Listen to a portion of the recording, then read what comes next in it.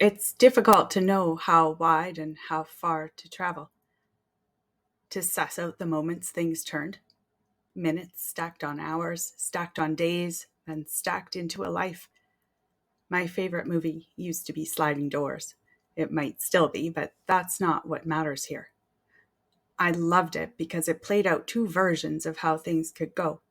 In one, main character Helen makes her train. In the other, she does not. The audience toggles between these versions of her life. We're encouraged to build what we intuit is a faulty allegiance to one of them. The life we root for is too easy. We grasp this even as we cheer for it. Of course, underdog Helen wins. Sandwich-making, aproned, naive Helen ultimately triumphs over glamorous but untested alternative Helen. The moral is obvious, made so by Glam Helen's snappy pixie cut. Better trial by fire in an apron than avoidance in heels is the lesson, relatable to anyone who has bumped up against difficulty. Ergo, to all of us.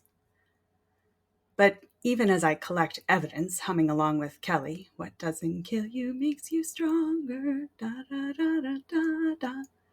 The evidence of suffering that means I'm stronger in the same way muscles build by being broken down. I've still always been curious about those paths not traveled. I imagine we all are. Who could I have been? Who would I be now had someone other than a 2x2 poured the concrete foundation for the new house Dad subcontracted himself? Had Dad never met a 2x2 and become one? Had I then, by extension, not become one as well? I generously imagine I'd be some lesser version of myself had Dad not found the truth. Outspoken still, maybe kind of dumb, both a try-hard and a loafer. An office job, I think, but not a good one. Middle management, if I throw in a touch of motivation for this imaginary me. I picture her at backyard barbecues. It's always a backyard barbecue in this version. She leans back, appreciating the audience who tolerate her often condescending tone. She's a neighbor. There's obligation involved, or likely she wouldn't be invited. Sure, I miss being in the union, but management does have its perks. This other me is generally content, but it's contentedness that comes with a price, as it's predicated on comparison. She's happy as long as she has enough power to make a few people miserable. She loves making fillable forms and demanding them be filled, refuses people their vacation requests, holds them accountable. The woman I conjure is the kind of person I dislike. She makes it easy with her small-minded selfishness. I suppose the answer to why that's so is easy. But if I conjure the version who is everything I didn't dare dream I could be, I tell myself a person who never had to lose herself in books could not have become a writer, but then I'd loved reading and words before the 2x2s. Plus, lots of writers had normal enough childhoods, even as I'm uncertain there is such a thing. But maybe I'd have had the confidence to pursue dreams instead of succumbing to not. Sitting in the bottomless pit of not good enough, of knowing I didn't belong, that I could never. It's a cope to imagine only the worst possible version, and I know it. But maybe the earliest cope was burning those books. It was the idea, after all, that we burned. Every step forward, hinging on the moment before it, the endless possibility funneling into what turns into life. Maybe my father glimpsed this uncontrollable forward motion, and instead of endless unfurling potential, felt each moment brick him in. Every choice and decision too much, all those possible dead ends. Maybe the 2x2 unspoken but always so clear rules, those implied but obvious directives that governed everything, maybe they were a solution. If this, then that.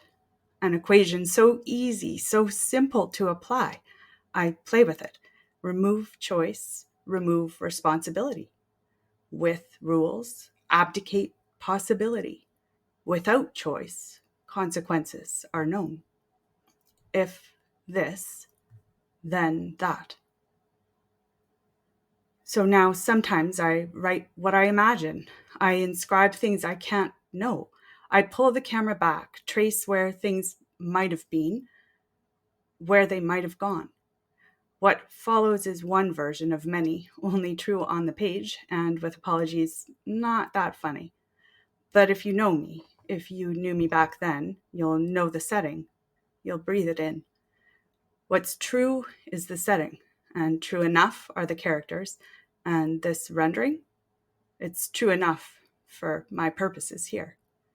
And if you don't know me, ground yourself in the early 80s, a small enough city on the prairie, a white stucco bungalow, and a family on the cusp, the way we all are, on the brink of what's to come, of not knowing.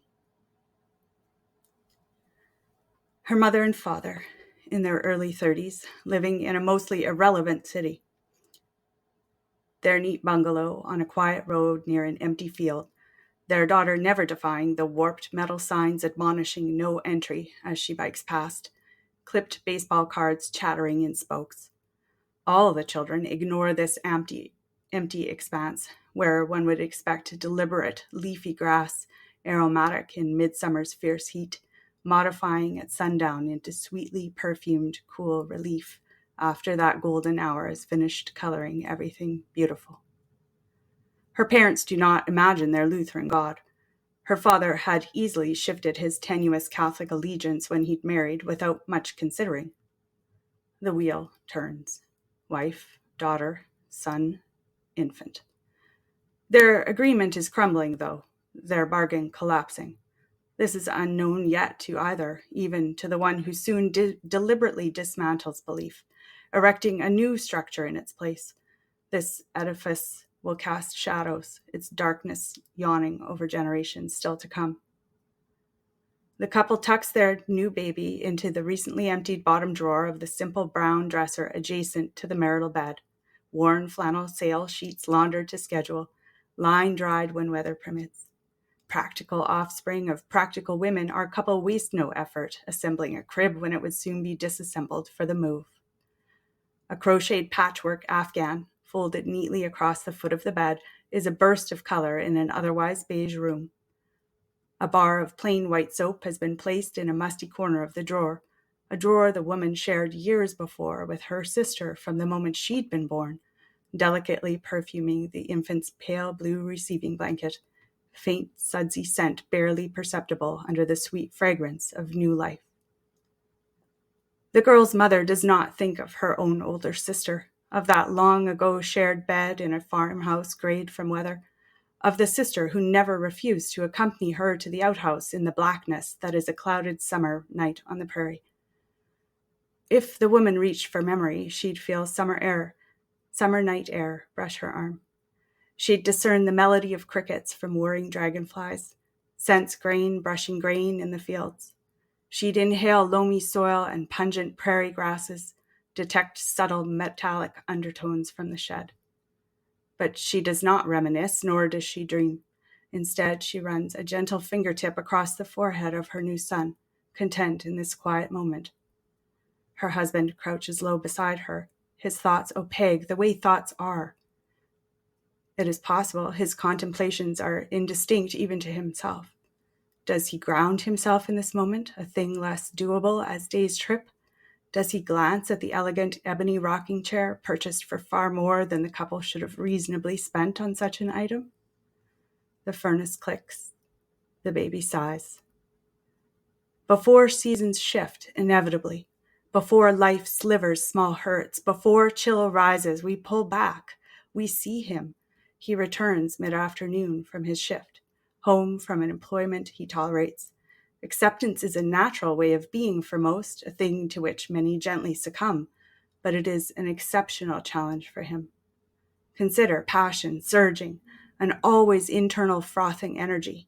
Consider the significant restraint necessary to subdue these qualities, a process only more difficult as each dreary day passes. His work is rote and mechanical, suffered alongside tedious colleagues, men with no smoldering sparks of their own to stamp out, or perhaps they are better at extinguishing flickering dreams. Vanquishing the pulse of what beats rhythmically with sustained force is exhausting, and the man is weary in a way it should take great physical effort to attain. Does he puzzle over his fatigue without comprehending his strength, the unceasing stamina necessary to subdue his mind's churn? Forces like this cannot be defeated. The best hope is redirection, but this is often learned only at life's altar of misfortune and over time. These facts are unfortunate now, were unfortunate then. For him, yes. And for his daughter, doomed to spend a lifetime unraveling what will soon entwine her entirely, its unwinding itself a lifetime task. But this thing that is not exactly fate is instead some mix of consequence and history and ethereal, unidentifiable things barrels toward the family. Teasing out the moment the wind shifts is a fool's game. Everyone knows it, yet attempts are made. That daughter later tries, unwinds moments, follows the wind in the sky, uses clouds as her compass. She conjures the bedroom, its contents, the man and the woman, the new child, sleeping siblings in rooms down the hall. She does what needs to be done as her sun sets, her sun rises. The moon heaves. The faint refrain of autumn spins softly in her ear. Fog lifts. Sky pales. Trees shed gently. Seasons turn relentlessly, and she rouses memory, summoning its echo. Trying to fathom what set things in motion, she steps on and off the well-worn path, hoping meaning is found as winter's chill rises and butter-soft light thins.